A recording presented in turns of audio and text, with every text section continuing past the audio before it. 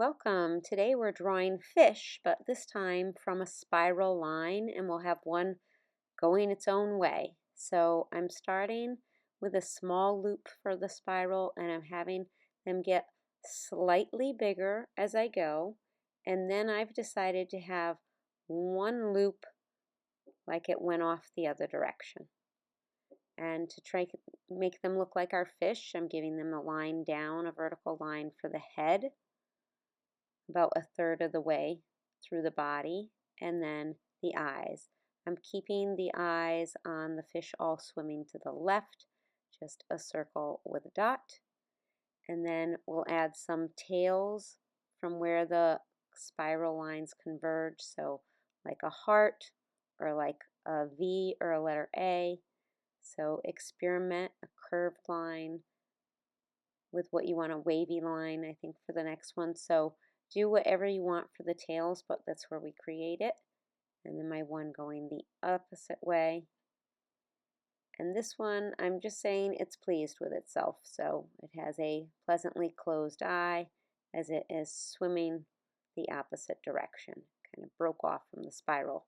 And then have fun adding different patterns to it. I kept it really simple here.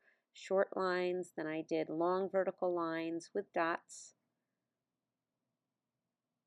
Anything that could go really quick and fun as a doodle.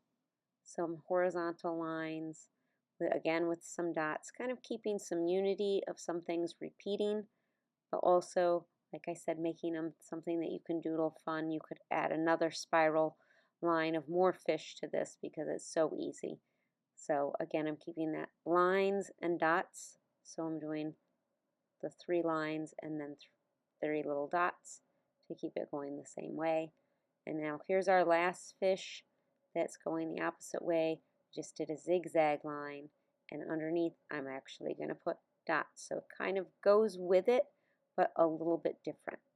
And I would encourage you to experiment and try all different things. You could also add dorsal fins onto them as well. I just tried to keep it really simple as a fun doodle. In life, it's easy to follow the crowd and go along with the flow, but sometimes the most meaningful growth happens when we choose our own direction. While the group moves on in a certain direction, setting out and choosing our own way can be a powerful act of self-expression and authenticity. Sometimes it's the bold choice that leads to the greatest rewards.